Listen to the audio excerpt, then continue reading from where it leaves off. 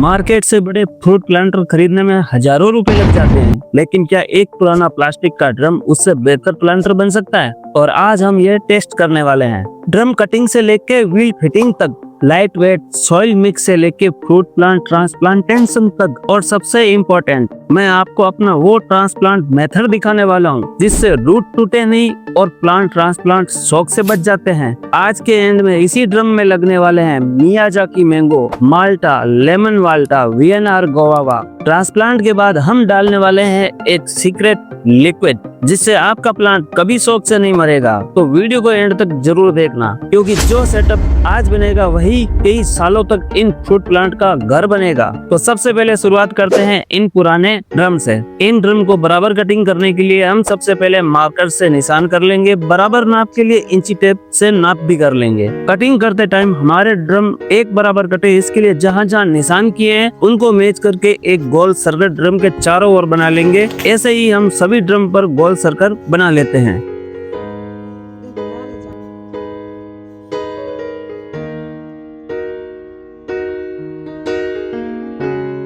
अब बारी है इन ड्रम की कटिंग की, और उसके लिए आपको किसी मशीन ग्राइंडर की जरूरत नहीं है। हम सबसे आसान और बिना एक्स्ट्रा पैसे खर्च किए इनको कट करेंगे। तो हम ड्रम कट करेंगे इस करौती से, जिससे लकड़ी और की कटिंग की जाती है, और इससे ये ड्रम बहुत आसानी से कट भी जाते हैं। ये आपको मार्केट में 80 से 90 रुपए में मिल जाएगी।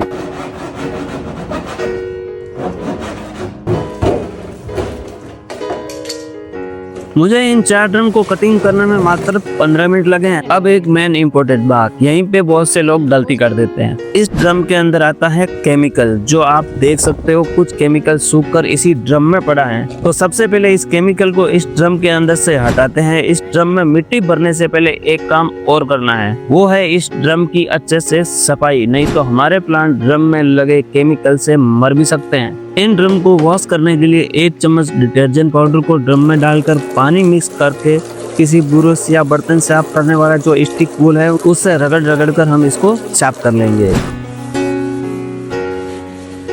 हमारे बॉडी के अंदर कोई भी केमिकल रिएक्शन ना हो, इसके लिए आप हाथों में ग्लव्स जरूर डाल लेना। ड्रम की सफाई के बाद हम 1 दिन के लिए इन ड्रम में पानी भर के रखेंगे। नेक्स्ट डे सारा पानी हम बाहर डाल देंगे। अब रेडी है ये हमारे प्लांटर यूज करने के लिए, बट उससे पहले इसको चलता फिरता भी तो बनाना है। उसके लिए हम लगाने वाले हैं ये व्हील, जो हमने लिए हैं सबसे बेस्ट क्वालिटी की, क्योंकि हमारे प्लांट इन ड्रम में कई सालों तक रहने वाले हैं। एक ड्रम के अंदर हम लगाएंगे 4 व्हील। व्हील लगाने के लिए हम करने वाले हैं होल, और होल्स हमारे बराबर जगह पे हो, इसके लिए मैं कर रहा हूँ मार्क। ड्रिल मशीन की हेल्प से मार्क की जगह पर होल्स निकालेंगे।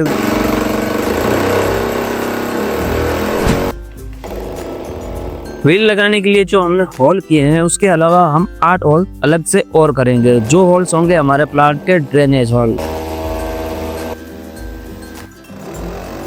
व्हील को इंस्टॉल करने के लिए हम यूज कर रहे हैं नट बोल्ट। सिंपल लैंग्वेज में अगर मैं बोलूं तो ये स्क्रू चाकी सिस्टम। स्क्रू को हम एकदम टाइट करेंगे, थोड़ा भी हम इसको लूज नहीं रखेंगे। आगे चलकर हमें ये दिक्कत ना करे, इसके लिए इसको फुल टाइट करना है।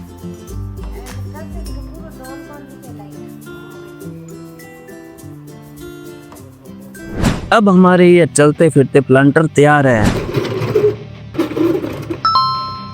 अब बारी है इनमें मिट्टी भरने की। एक ऐसी मिट्टी का मिक्सर जो एकदम लाइट वेट हो, जिसमें हमारे प्लांट अच्छे से ग्रो कर सके और हमारी छत पर एक्स्ट्रा वेट भी ना हो। सो फ्रेंड, मिट्टी भरने से पहले जो भी हमने ड्रेनेज होल बनाए हैं हम उनको कवर करने वाले हैं। उन होल को कवर करने के लिए मैं ले रहा हूँ दीपक। अगर आपके पास ये ना हो तो आप खराब मटकी को तोड़कर उसके छोटे छोटे टुकड़े करके उससे भी इस होल को कवर कर सकते हो। होल कवर करने के बाद अब मेन इम्पोर्टेंट बात, यहाँ पे 90% लोग गलती कर देते हैं। जितने उनके प्लांटर में वजन ज्यादा हो जाता है या फिर वो बहुत ज्यादा ड्राई लीफ से वो डाल देते हैं, जिससे आगे चल के प्लांट में दिक्कत होने लगती है। इन प्लांटर को भरने के लिए हम फर्स्ट लेयर डाल रहे हैं इस चारे की, जो मूंगफली के कटाई के बाद निकलता है। अगर आपके पास सूखी लीफ है तो आप वो भी डाल सकते हो, या फिर जो कार्टून होते हैं उसके छोटे छोटे टुकड़े कर वो भी डाल सकते हो। इस ड्रम के जो प्लांटर होते हैं उनकी हाइट अप्रोक्स 20 से 21 इंच होती है, तो हमें ये ड्राई मटेरियल 5 से 6 इंच के पास ही डालना है।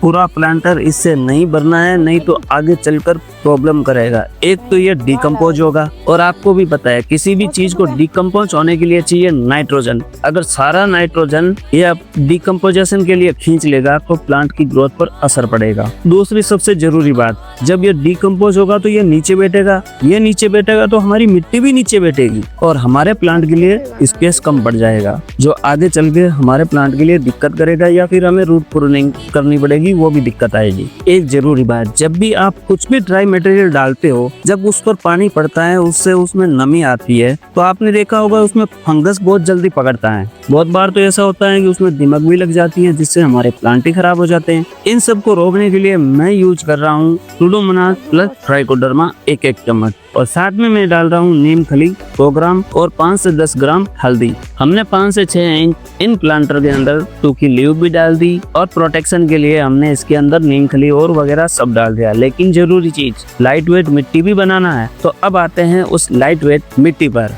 जो मैं इन प्लांटर के अंदर मिट्टी यूज करने वाला हूँ वो है 50% कोकोपीट, 20% खाद, 30% गार्डन सॉइल, 50 ग्राम सुडोमोनास, 250 ग्राम नीम खली और 250 ग्राम क्रोम फर्टिलाइजर। और ये सारा मिक्सर है हमारे एक प्लांट के प्लांटर के लिए। जब भी फ्रूट प्लांट की मिट्टी बनाओ उसमें खाद का रेशो हमेशा कम रखना है, क्योंकि खाद में नाइट्रोजन ज्यादा होता है, उससे प्लांट की मिट्टी गर्म रहती है, और ऊपर से गर्मी पड़ रही है, और ज्यादा गर्म मिट्टी में रूट खराब होगी और प्लांट ये शौक सहन नहीं कर पाएगा और हमारा प्लांट धीरे धीरे मर जाता है। ये गलती बहुत से लोग करते हैं, मिट्टी बनाते हैं उसमें ज्यादा खाद डालते हैं। उनको लगता है ज्यादा खाद डालेंगे हमारा प्लांट जल्दी जल्दी बड़ा होगा। नहीं, खाद डालने के लिए आपके पास बहुत टाइम पड़ा है। आप खुद सोचो, एक प्लांट जो एक छोटी सी प्लास्टिक में रहा हो, हमेशा शेड नेट के नीचे रहा हो, आप उसे एकदम से सब दे दोगे तो वो शौक से मर ही जाएगा। बड़ा प्लांटर, ज्यादा खाद, ज्यादा पानी, ऊपर से नए घर में शिफ्ट का शौक, और ये गलती हर कोई कर रहा है। और बाद में बोलते हैं हमने तो सब सही किया, फिर भी हमारा प्लांट तो मर गया। खाद पानी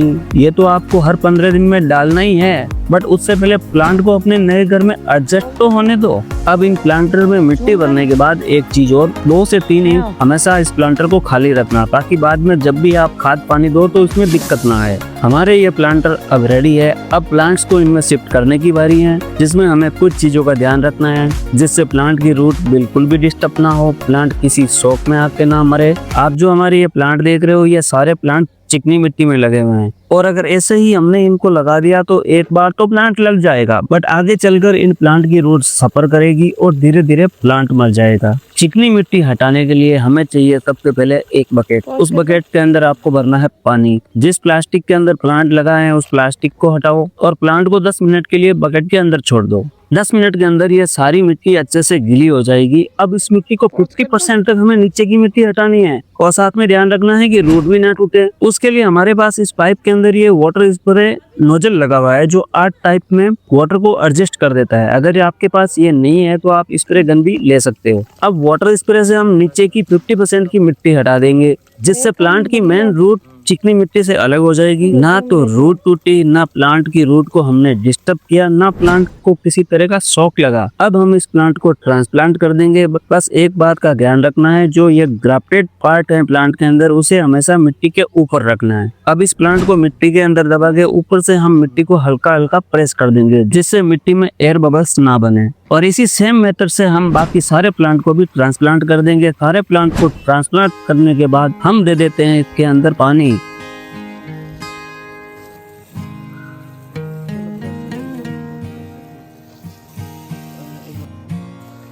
बट फर्स्ट टाइम में पानी उतना ही देना है जहां तक रूट्स है। अगर प्लांट लगाने के बाद ज्यादा पानी या ड्रेनेज होल से निकलने लगे तो इतना पानी दिया तो बड़ा प्लांटर है, रूट ज्यादा वेट सॉइल के अंदर रहेगी और रूट गलने लगेगी। इस गलती से भी बहुत बार प्लांट मर जाते हैं। अगर आप 3 से 4 बातों का प्लांट लगाते टाइम ध्यान रखो तो आपका प्लांट कभी नहीं मरेगा।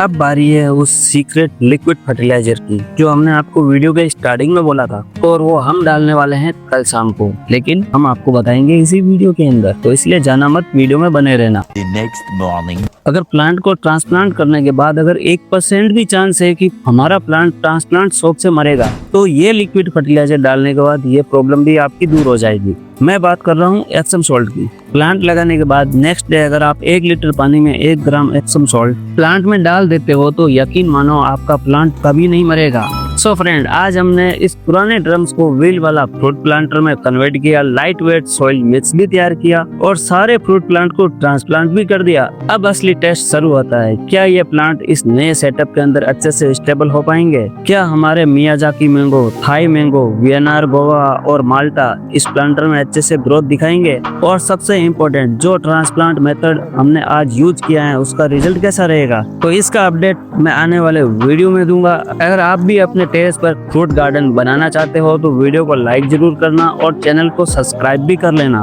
मिलते हैं नेक्स्ट अपडेट के साथ। राधे राधे, जय हिंद, जय किसान।